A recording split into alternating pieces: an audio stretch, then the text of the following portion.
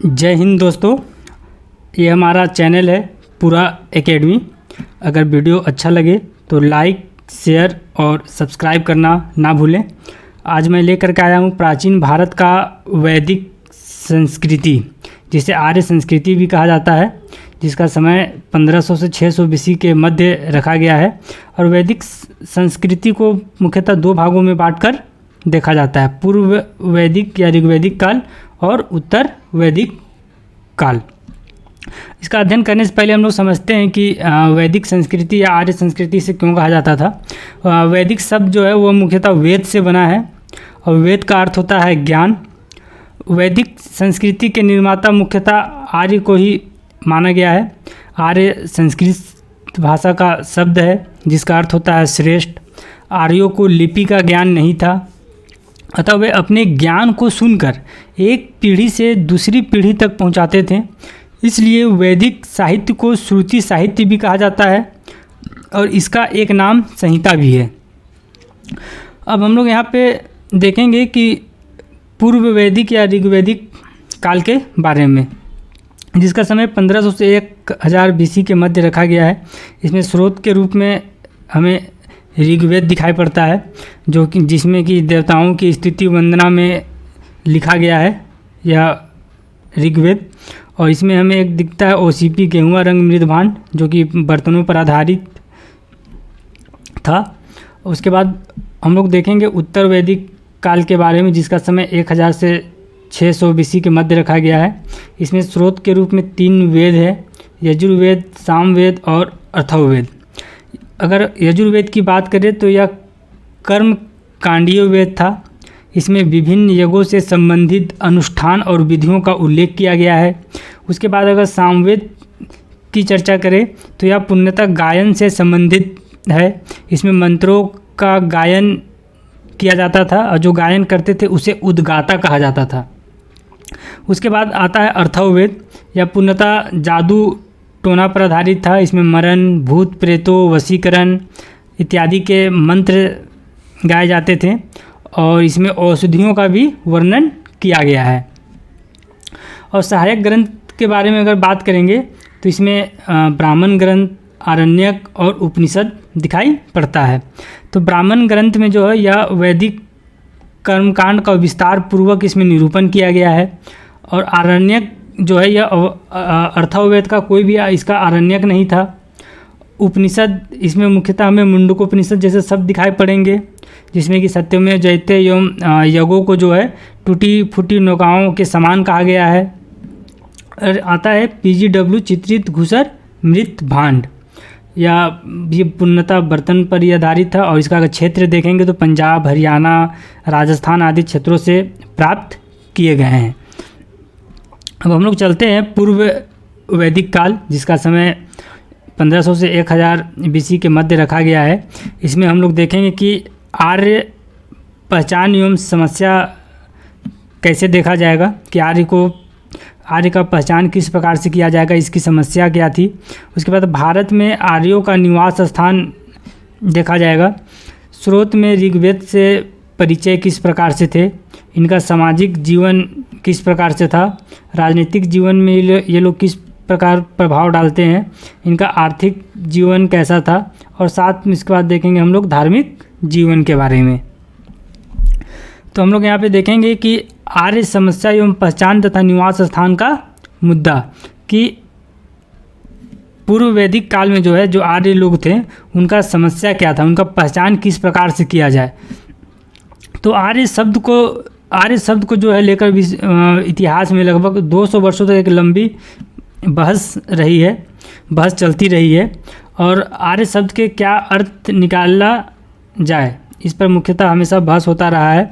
और इसे जातिवाचक समझा जाए या इनके नस्ल को क्या समझा जाए और इसे किस श्रेष्ठ के रूप में समझा जाए।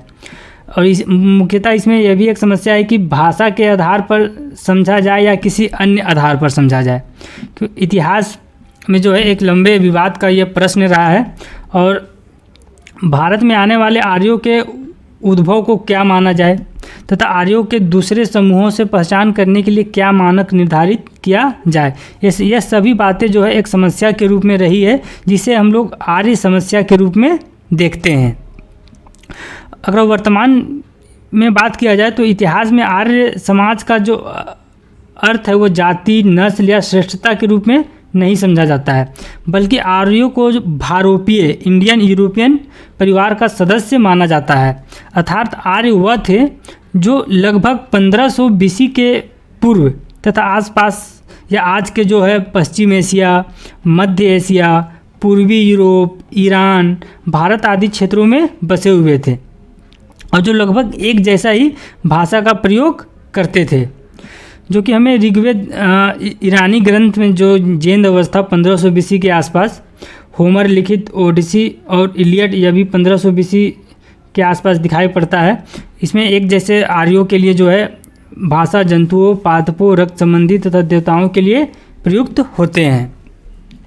और इसके अतिरिक्त वर्तमान में अगर पुरातात्विक खुदाई एवं अभिलेखों के प्रमाण भी जो है आर्यों को एक बृहद क्षेत्र पर फैला निवासी के रूप में व्याख्यात करते हैं।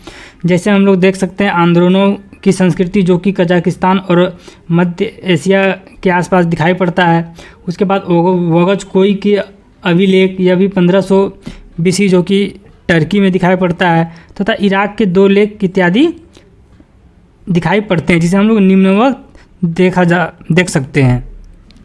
आप यहाँ पे देख सकते हैं कि मध्य एशिया और कजाकिस्तान का क्षेत्र है। यहाँ पे आंद्रोनोव की संस्कृति दिखाई पड़ती है, या भारत से सटा पाकिस्तान है और यहीं पे जो है ऋग्वेद हमें 1500 BC के आसपास दिखाई पड़ता है। और उसके बाद यह हमें ईरान से भी दिखाई पड़ता है जो कि जैन अवस्था के रूप में 1500 BC, 1400 BC, 1500 BC के आसपास यह दिखाई पड़ता है। उसके बाद इराक में 2 अभिलेख दिखाई पड़ते हैं जो कि 2200 BC और 1400 से लेकर 600 BC के मध्य पाया जाता है। उसके बाद टर्की के क्षेत्र में हमें बोगज कोई का अभिलेख दिखाई पड़ता है, जिसमें इंद्र, मित्र और वरुण को देवता के रूप में बताया गया है। उसके बाद अगर बात करें तो पश्चिमी यूरोप में, तो इसमें हमें होमर लिखित इलियड और ओडिसी जैसे ग्रंथ दिखाई पड़ते हैं जो कि लैटिन या ग्रीक भाषा के रूप में थे। तो हम लोग अब आगे चलेंगे कि आर्यों की जो है वो पहचान किस प्रकार से किया जाए।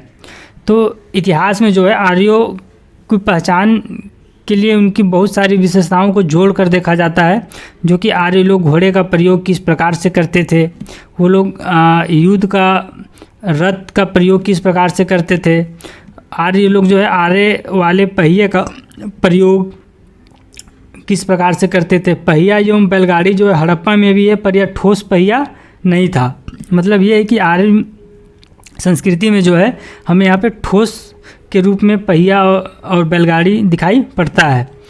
इसके बाद इसमें दाह संस्कार के रूप में हम लोग देखेंगे यज्ञ वेदी का प्रयोग ये लोग किस प्रकार से करते थे। सोमरस पान करने वाला के रूप में हम लोग यहाँ पे देखते हैं, और पहली बार जो है स्वास्तिक चिन्ह का प्रयोग दिखाई पड़ता है। तो यह आर्य की पहचान माना जाता है। उसके बाद हम लोग अब यहाँ पे देखेंगे कि आर्यों का जो है वो मूल निवास स्थान क्या था। इसमें इतिहासकारों या विद्वानों के बीच बहुत सारे विचार दिए गए हैं।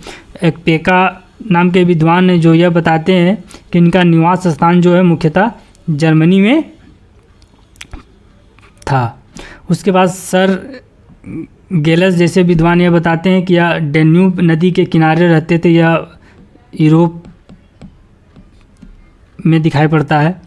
उसके बाद बाल गंगाधर तिलक या उत्तरी ध्रुव बताते हैं कि इनका जो क्षेत्र था वह उत्तरी ध्रुव था। यहाँ इनका मूल निवास स्थान जो है उत्तरी ध्रुव को यह बतलाते हैं। उसके बाद दयानंद सरस्वती या तिब्बत के क्षेत्र में बताते हैं कि इनका मूल निवास स्थान तिब्बत के आसपास था या तिब्बत में ही था। अविनाश चंद्र दास या सप्त सैंधव प्रदेश को बताते हैं। उसके बाद मैक्स मूलर यह मुख्यतः आर्य का जो मूल निवास स्थान था वो मध्य एशिया के क्षेत्र को बताते हैं। और अगर मध्य एशिया की बात किया जाए तो यह सर्वाधिक जो है लोकप्रिय मत है, क्योंकि इसके समर्थन में जो है आंद्रोनोव संस्कृति जो कि कजाकिस्तान और मध्य एशिया के आसपास दिखाई पड़ता है और यहाँ पे जो है पुरातात्विक साक्ष्य भी प्राप्त हुए हैं। अब हम लोग यहाँ पे देखेंगे कि ऋग्वेदिक कालिक इतिहास का स्रोत, मतलब आर्य लोग या वैदिक सभ्यता के जो लोग थे वो लोग ऋग्वेद से किस प्रकार से परिचित थे।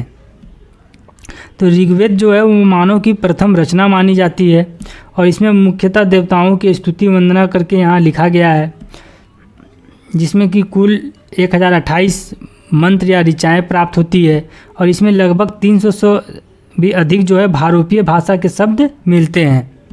और यह पुस्तक जो है मुख्यतः 10 मंडलों में विभाजित है, जिसमें 2 से 7 सर्वाधिक प्राचीन माना गया है।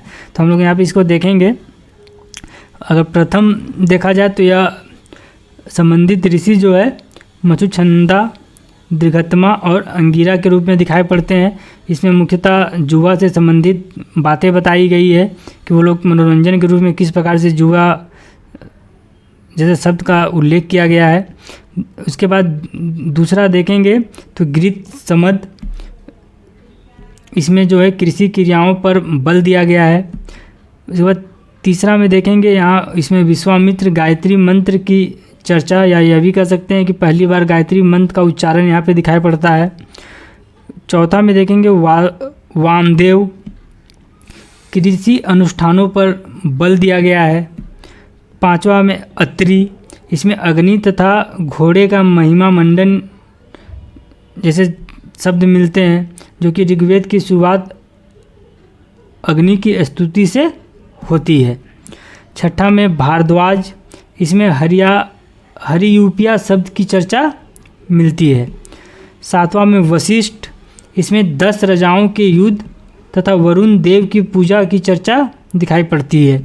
आठवां में कनौ ऋषि, इसमें अनार्यों का उल्लेख मिलता है। नौवां में पवमान अंगिरा, इसमें सोम का वर्णन दिखाई पड़ता है। 10वां में क्षुद्र सूक्तियाँ और महासूक्तियाँ, इसमें एकत्ववाद, बहुदेववाद तथा सर्वस्वरवाद का उल्लेख मिलता है। समस्त गांवों को एक ही गांव मानते हुए वासुदेव कुटुंब की चर्चा दिखाई पड़ती है। इसके साथ इसमें सरस्वती वंदना, नदी स्तुति, विवाह, नाटक इत्यादि की चर्चा मिलती है। ऋग्वेदिक लोगों का जो निवास स्थान था वह आज का मुख्यतः अफगानिस्तान, पाकिस्तान एवं भारत के कई क्षेत्रों में दिखाई पड़ता है। ऋग्वेद में अपने स्थान के स्थलाकृति तथा भूगोल की भी इसमें चर्चा की गई है। इस प्रकार हम लोग यहाँ पे देखेंगे कि इनका निवास स्थान किस प्रकार से था। तो यह अगर हम लोग अफ़गानिस्तान के क्षेत्र की बात करेंगे तो अफ़गानिस्तान की कई नदियाँ जो है ऋग्वेद में चर्चा की गई है, जो कि उसी नाम से आज भी जानी जाती है। ये नदियाँ हैं गोमल, गोमती, सुवास्तु, स्वात, कुभा, काबुल और कुरुमू। और हम लोग यहाँ पे भारत और पाकिस्तान की क्षेत्र का अगर बात करें तो इस इलाके में जो है आर्य सप्त सैंधव प्रदेश कहते हैं। आर्य जो है इस क्षेत्र को सप्त सैंधव प्रदेश कहते हैं। उन्होंने इस क्षेत्र के कई नदियों के नाम गिनाए हैं, जिनकी आधुनिक नामों से तुलना कर पहचान निर्धारित की जाती है। तो हम लोग प्राचीन नाम और आधुनिक नाम देखते हैं। सिंधु को जो है उस समय प्राचीन नाम में सिंधु को जो है आज भी सिंधु ही कहा जाता है। वितस्ता को झेलम, असिकनी को चिनाव, यूरिसनी को रावी, विपाशा को व्यास, शतुद्री को सतलज और सरस्वती को जो आज के रूप में विलुप्त हो चुकी है। और ऋग्वेद में जो है आर्य हिमालय पर्वत की भी चर्चा करते हैं। हिमालय की वे हिमवंत तथा मुंजवंत कहा है। वो लोग हिमालय को जो है हिमवंत और मुंजवंत कहते हैं। आर्यों को विंध्य पर्वत की जानकारी नहीं है। अरब सागर में बंगाल की खाड़ी से भी वो लोग परिचित नहीं थे। वे गंगा मैदान से अवगत नहीं थे। ऋग्वेद में जो है गंगा यमुना की 1 से 2 बार चर्चा दिखाई पड़ती है। अब हम लोग यहाँ पे देखेंगे कि आर्यों का सामाजिक जीवन किस प्रकार से था। यह मुख्यतः कबायली समाज था। आर्य समाज को जो है 2 समूहों की चर्चा करते हैं। आर्य तथा अनार्य के रूप में। अपने से पृथक समूह को वे अनार्य कहते हैं और इन अनार्यों में जो है पन्नी, दास, दस्यु का नाम इत्यादि दिखाई पड़ता है। और आर्यों का अपना जो समाज होता था वो बहुत ही साधारण समाज था। समाज में वर्ण विभाजित नहीं था, वो लोग एक जगह एक साथ मिलकर रहते थे और इसमें ऊंच नीच का भेदभाव नहीं था। क्योंकि ऋग्वेद में एक उदाहरण मिलता है कि मैं कवि हूँ, मेरे पिता वैद्य हैं तथा माता अनाज पीसती है। अलग अलग व्यवसाय करते हुए भी ये लोग साथ साथ रहते हैं।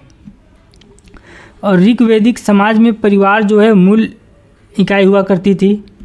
कई पीढ़ियों के लोग साथ साथ रहते थे। ऋग्वेदियों ने अपने स्वजनों के लिए ग्राम शब्द का प्रयोग किया है, जिसे हम चित्र के माध्यम से देख सकते हैं। आर्य और अनार्य यह मुख्यतः दो भागों में बटे हुए थे। आर्य जो है यह मुख्यतः कबायली समाज था। इसमें वर्ण विभाजन नहीं था।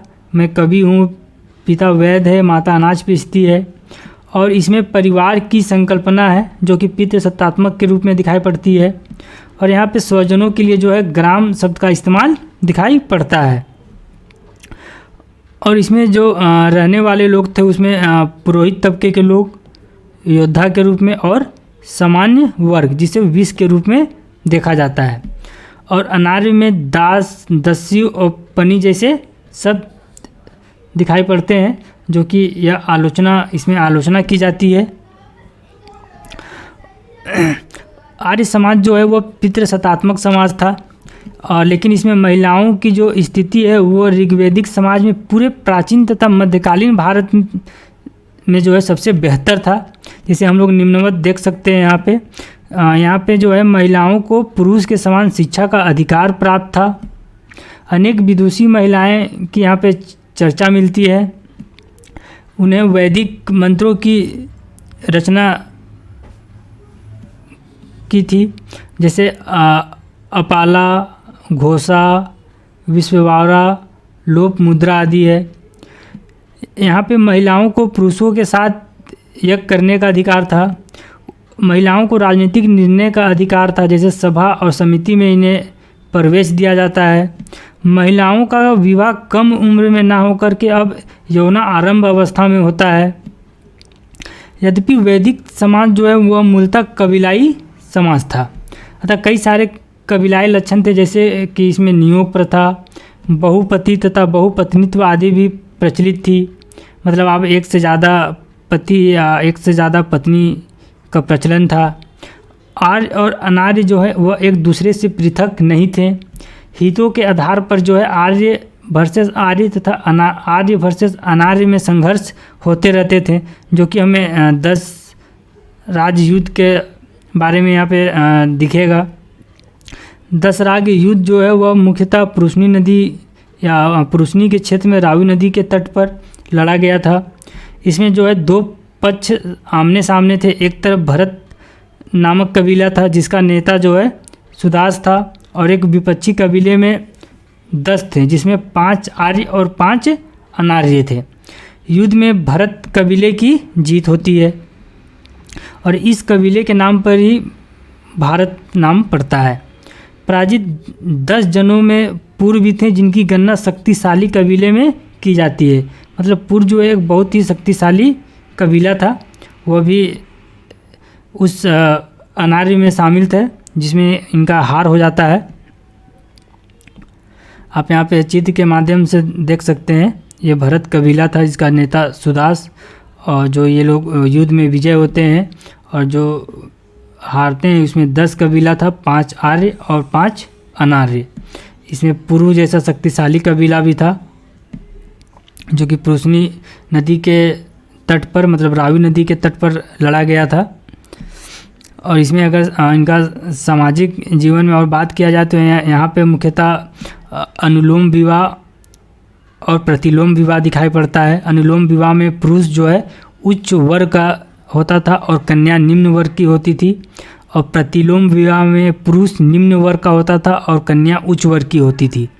और इनका खान पान मांसाहारी शाकाहारी दोनों होता था। और ये लोग मुख्यतः आभूषण प्रेमी भी थे। आप यहाँ पे इस प्रकार से चित्र के माध्यम से देख सकते हैं। यहाँ पे 7 मंडल का वर्णन किया गया है। अब हम लोग यहाँ पे देखेंगे ऋग्वेदिक का राजनीतिक व्यवस्था किस प्रकार से था। तो यह मूलतः जो है सरदार तंत्रात्मक था और कबीले का जो है मुखिया वो सरदार होता था। वह अपने लिए राजा तथा राजन्य जैसी पदवी ग्रहण करता था और इनका पद भी जो है वह अनुवांशिक हुआ करता था, लेकिन उसकी हैसियत जो है वह राजतंत्रात्मक राजाओं जैसी नहीं थी, क्योंकि सरदार को अपने सत्ता की वैधता के लिए सभा एवं समिति का समर्थन लेना होता था, तभी वो राजा कहलाते थे। ऋग्वेद में कुछ अधिकारियों जैसे सेनानी, पुरोहित तथा ग्रामीणी की भी चर्चा मिलती है, जो केवल सुविधाजन्य था।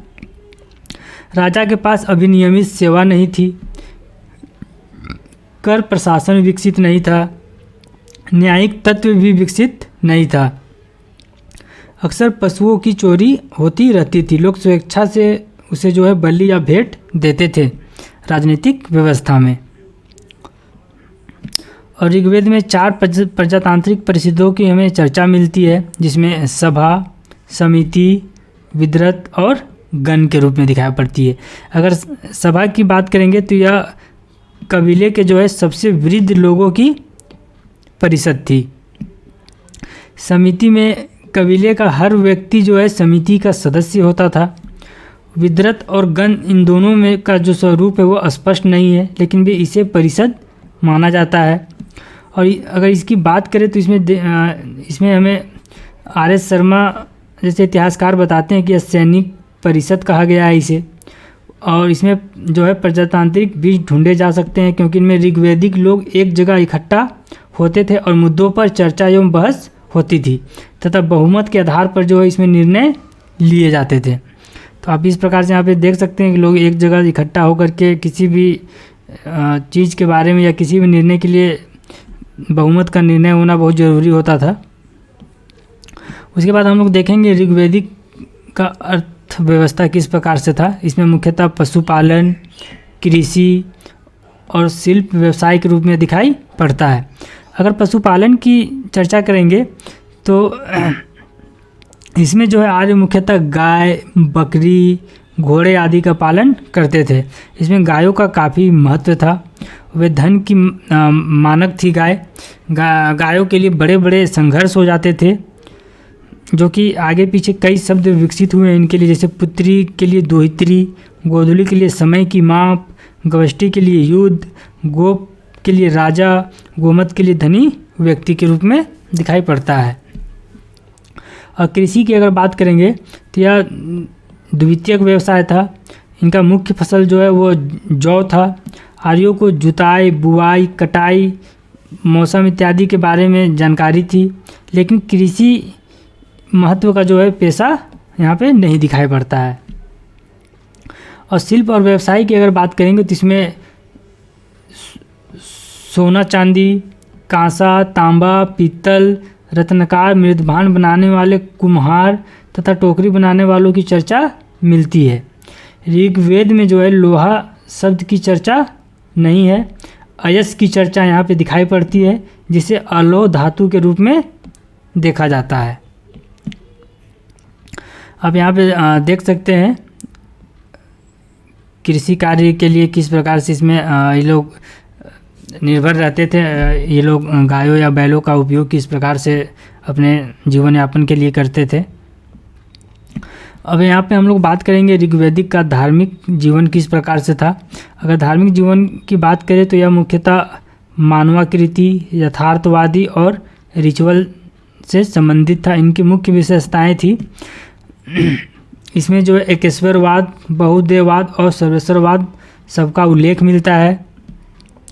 आर्य जो है भारी संख्या में देवी देवताओं की पूजा करते हैं और यास्क ने जो है इन्हें 3 श्रेणियों भूस्थानीय, आकाश और अंतरिक्ष के देवता के रूप में बांटा है। आर्यों के जो है प्रमुख देवता के रूप में इंद्र, जो कि वर्षा तथा वीरता के परिचायक थे। उसके बाद ये लोग अग्नि की पूजा करते हैं, जो कि धरती के देवता, उसके साथ मनुष्य व देवताओं के बीच मध्यस्थ को देवता के रूप में देखते हैं। इसके साथ वेदों की शुरुआत इन्हीं की वंदना से होता है। उसके बाद वरुण देवता की चर्चा की गई, जो कि जल के देवता के रूप में, इसके साथ नैतिक नियमों के संचालन के रूप में इनका उल्लेख दिखाई पड़ता है। उसके बाद ये आता है नासत्य, जो कि डॉक्टर के देवता कहलाते थे। उसके बाद मित्र, इनका अधिकांश उल्लेख जो है वरुण के साथ जोड़ी के रूप में आया है, इत्यादि महत्वपूर्ण थे। आर्य देवियों की भी पूजा करते थे, जिसमें उषा, अदिति, निशा आदि मुख्य देवियों के रूप में थी, जिनका आर्य लोग पूजा करते थे। लेकिन इनका जो महत्व है वो पुरुष देवताओं की अपेक्षा कम था, क्योंकि समाज पितृ सत्तात्मक हुआ करता था। आर्य लोग जो है वह स्तुति, वंदना इत्यादि भी करते थे। ये लोग यज्ञ करते थे, प्रार्थना आदि द्वारा अपने देवी देवताओं की पूजा करते थे, जो कि आप इस प्रकार से यहाँ पे देख सकते हैं।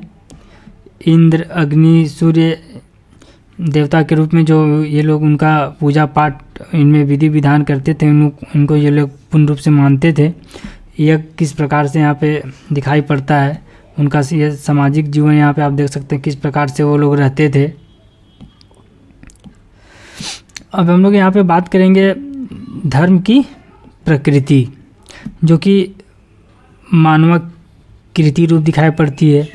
ऋग्वेदिक धर्म का जो स्वरूप है वह मानवाकृति दिखलाई देता है, क्योंकि ऋग्वेदिक आर्य जो थे वो अपने देवताओं की रचना जो है मनुष्य की रचना मनुष्यों तथा प्रकृति के गुणों को देखकर किया गया है। इसके बाद दूसरा आता है यथार्थवादी रूप।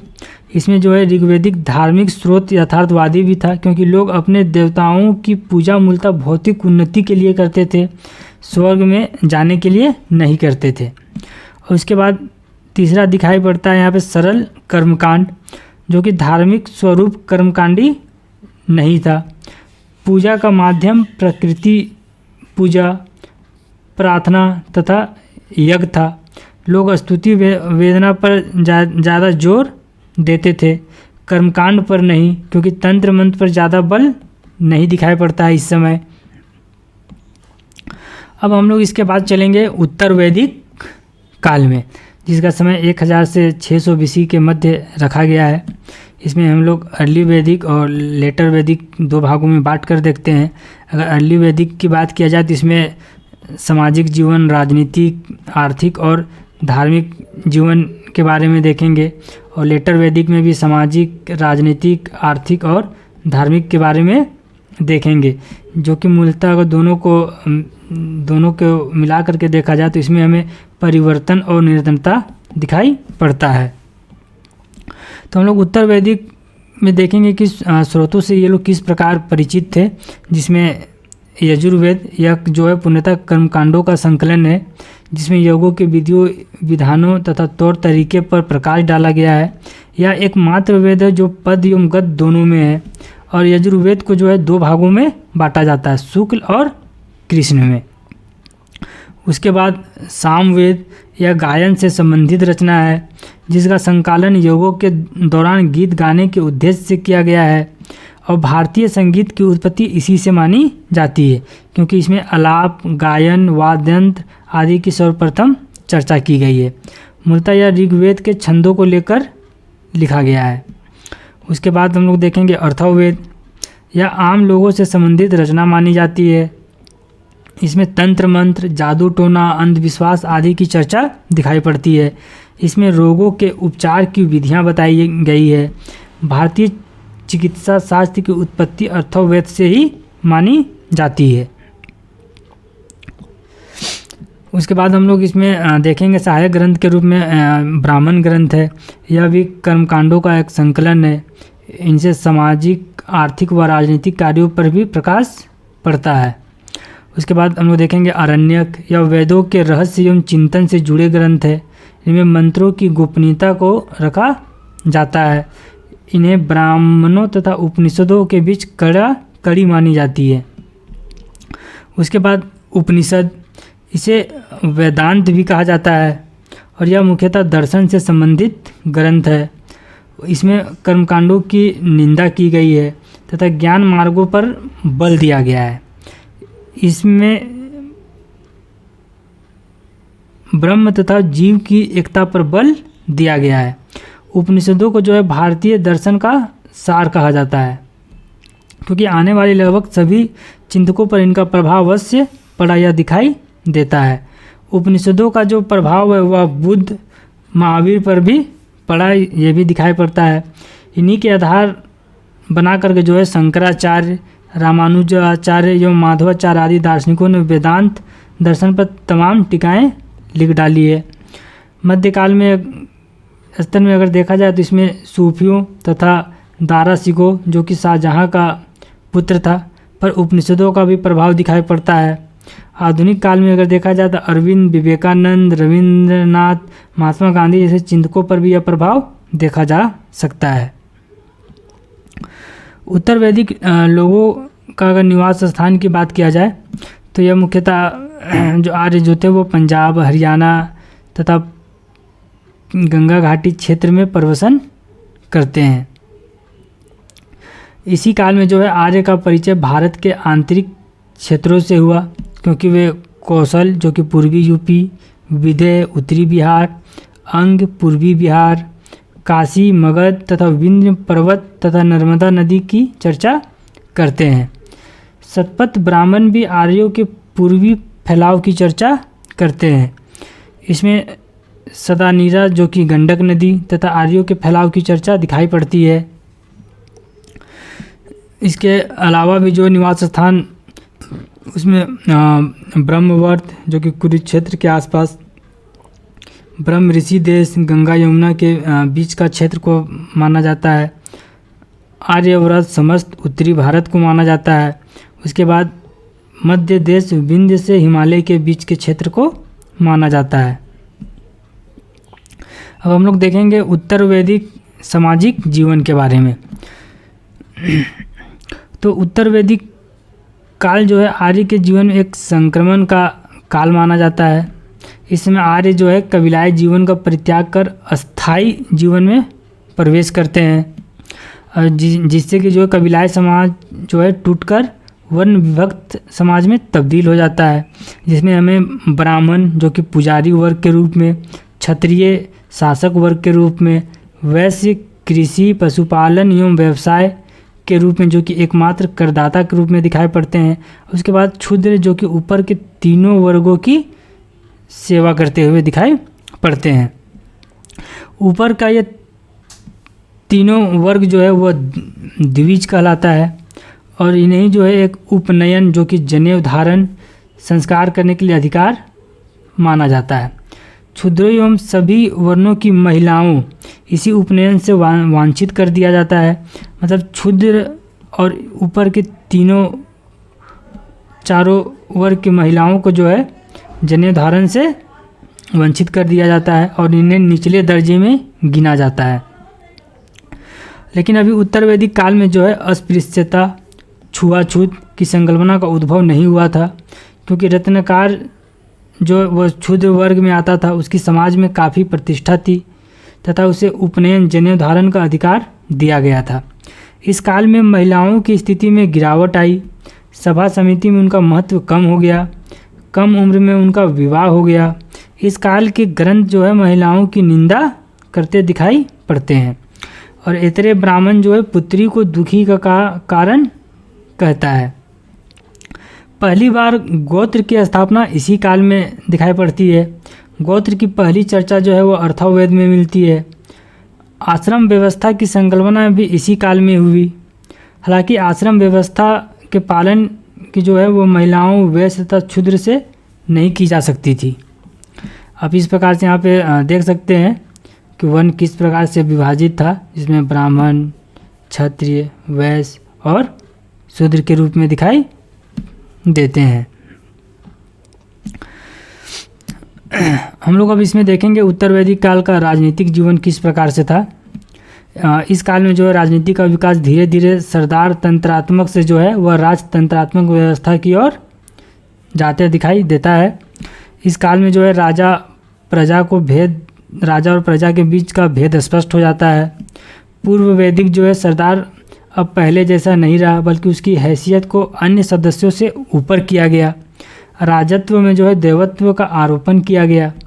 राजा की शक्ति बढ़ाने के लिए वाजपेयी, राजसूय तथा अश्वमेध जैसे यज्ञ किए जाने लगे। उत्तर वैदिक काल में जो पहली बार कर प्रशासन की नींव दिखाई पड़ती है। इस समय जो है पहली बार संग्रहित तथा भागदूत नामक अधिकारियों की चर्चा मिलती है। इस तरह ऋग्वैदिक काल जो है राजा को दिए जाने वाला बलि भेंट अब स्वेच्छा के बजाय नियमित कर दिया जाता है। लेकिन अभी भी जो है राजा के पास नियमित सेना नहीं थी। युद्ध के लिए जो है राजा को पूर्ण रूप से कबीलों पर ही निर्भर रहना पड़ता था। और इस समय जो है पूर्व वैदिक कालीन सभा एवं समिति जैसे गुणतांत्रिक समूहों का महत्व कम दिखाई पड़ता है। राजा की हैसियत बढ़ने के कारण ये प्रजातांत्रिक संस्थाएं क्या होती है, कमज़ोर दिखाई पड़ती है। उसके बाद हम लोग देखेंगे उत्तर वैदिक कालीन अर्थव्यवस्था में, तो इसमें हमें मुख्यतः कृषि, पशुपालन और वाणिज्य व्यवसाय दिखाई पड़ता है, जो कि अस्थायी जीवन की आवश्यकताओं के अनुरूप अर्थव्यवस्था का विकास होता दिखाई पड़ता है। तो इसमें हम लोग देखेंगे कृषि में, तो इस काल में जो है कृषि द्वितीयक के बजाय जो है क्या हुआ, प्राथमिक व्यवसाय बन गया। इसमें भूमि का महत्व बढ़ गया। इस समय जो है चावल जैसे नए फसल की चर्चा मिलती है। कृषि क्रियाओं जैसे जुताई, कटाई, निराई आदि पर बल दिया जाने लगा। इस समय जो है 2, 4, 8 16, 24 बैलों को जोड़कर गहरी कृषि किए जाने का उल्लेख दिखाई पड़ता है। इसके बाद हम लोग इसमें पशुपालन के रूप में देखेंगे, तो पशुपालन जारी रहता है, लेकिन यह द्वितीयक व्यवसाय के रूप में शामिल हो जाता है। और वाणिज्य व्यवसाय के रूप में अगर देखेंगे तो उत्तर वैदिक काल में जो है सोना, चांदी, तांबा, कांसी आदि व्यवसाय आदि की चर्चा हमें मिलती है। साहित्य में जो इस समय पहली बार श्याम, कृष्ण, अयस की चर्चा मिलती है, जिसे लोहा कहा गया है। उत्तर वैदिक काल में जो है वस्तु विनिमय प्रणाली के तहत कार्य होता था। मतलब एक वस्तु के बदले दूसरे वस्तु के तहत विनिमय प्रणाली किया जाता था। और इसमें विनिमय का माध्यम जो है मुद्रा नहीं था। और साहित्य में जो है निष्क तथा सदमान जैसे शब्द मिलते हैं, लेकिन इन्हें आभूषण माना जाता है, मुद्रा नहीं। अब हम लोग यहाँ देखेंगे धार्मिक जीवन के बारे में, तो इसमें मुख्यतः हमें 2 धाराएं देखने को मिलती है, जो कि कर्मकांडीय धारा और दार्शनिक धारा। अगर कर्मकांडीय धारा की बात किया जाए तो इसके तहत तंत्र मंत्र, पशु बलि, यज्ञ पर अधिक बल दिया जाता था। विभिन्न देवी देवताओं की यज्ञों के माध्यम से जो है पूजा का प्रचलन बढ़ता है। प्रजापति, विष्णु तथा रुद्र पहली बार एक साथ स्थापित दिखाई पड़ते हैं। यहाँ पे विष्णु पहले भी थे, लेकिन उनका महत्व कम था। अब यहाँ पे उनका महत्व जो है अत्यधिक दिखाई पड़ता है। और दार्शनिक धारा की अगर बात करें तो इसे उपनिषदों की जो है धारा भी कहते हैं। इसमें कर्मकांडों की निंदा की गई और इसके साथ जो है ज्ञान और मोक्ष पर बल दिया गया। और उपनिषदों में जो है यज्ञ को टूटी हुई नौका के समान बतलाया गया है। तो हम लोग यहाँ पे देखेंगे निष्कर्ष के अगर रूप में, तो इस समय जो है मूलतः कर्मकांडीय ही था। बड़े बड़े यज्ञों पर बल दिया जाता था, जिसमें हजारों लाखों की संख्या में जो है पशु बलि की जाती थी। समाज में जो है धार्मिक अंधविश्वास एवं बुराइयाँ बहुत ज़्यादा फैल गई। यही कारण है कि अगले काल जो है, जिसमें बुद्ध काल में इनका व्यापक विरोध किया गया तथा 600 BC में जो है गंगा घाटी में धार्मिक तथा बौद्धिक हलचल दिखाई पड़ती है। अब हम यहाँ पे हमारा जो है टॉपिक वह समाप्त हो गया, वैदिक सभ्यता या आर्य संस्कृति। अब इसके बाद हम लोग चलिए देखते हैं कुछ क्वेश्चन आंसर। तो ऋग्वेद की रचना कहाँ हुई थी? दक्षिण भारत, पंजाब, मध्य भारत या सप्त सैंधव प्रदेश? तो इसका सही जवाब है सप्त सैंधव प्रदेश में ऋग्वेद की रचना हुई थी, जैसा कि आपको मैं पहले अभी बता चुका हूँ। उसके बाद दूसरा क्वेश्चन है कि ऋग्वेदिक आर्य किसकी पूजा करते थे? वह प्रकृति की उपासना थे, या गाय की पूजा करते थे, या यज्ञ पूजा करते थे, या वृक्ष पूजा करते थे? तो ऋग्वेदिक जो है वो मुख्यतः प्रकृति की उपासना करके उनका पूजा करते थे। वेद शब्द का अर्थ है, वेद शब्द का अर्थ क्या है? ज्ञान है, धर्म संहिता, आचार संहिता या ज्ञान का रहस्य। तो वेद शब्द का जो अर्थ है वह है ज्ञान। आर्य एवं अनार्य युद्ध का वर्णन मिलता है। आर्य एवं अनार्य युद्ध का वर्णन मिलता है, किसमें मिलता है? वेद में, उपनिषद में, स्मृति में या बौद्ध ग्रंथ में। तो आर्य अनार्य युद्ध का जो वर्णन है वो हमें मुख्यतः वेद में दिखाई पड़ता है। उत्तर वैदिक काल में विभाजन का आधार क्या था? वर्ण व्यवस्था था, श्रम विभाजन था, आश्रम व्यवस्था था या उक्त सभी? तो इसका सही जवाब है वर्ण व्यवस्था। उत्तर वैदिक काल में धार्मिक क्रियाओं में मुख्य था क्या था? यज्ञ था, मूर्ति पूजा था, कर्मकांड था या तांत्रिक अनुष्ठान था? तो उत्तर वैदिक काल में जो धार्मिक क्रियाओं में मुख्य था कर्मकांड। वैदिक सभ्यता की क्या विशेषता नहीं थी? बहुविवाह, नगरीय जीवन, कृषि व्यवस्था या धार्मिक जीवन? तो जो पूछा जा रहा है कि क्या विशेषता नहीं थी, तो वह था नगरीय जीवन। तो दोस्तों यहाँ पे हमारा आज का जो टॉपिक है वैदिक सभ्यता वो समाप्त हुआ। और ये हमारा चैनल है पूरा एकेडमी। वीडियो अच्छा लगे तो लाइक, शेयर और सब्सक्राइब जरूर करें दोस्तों। जय हिंद।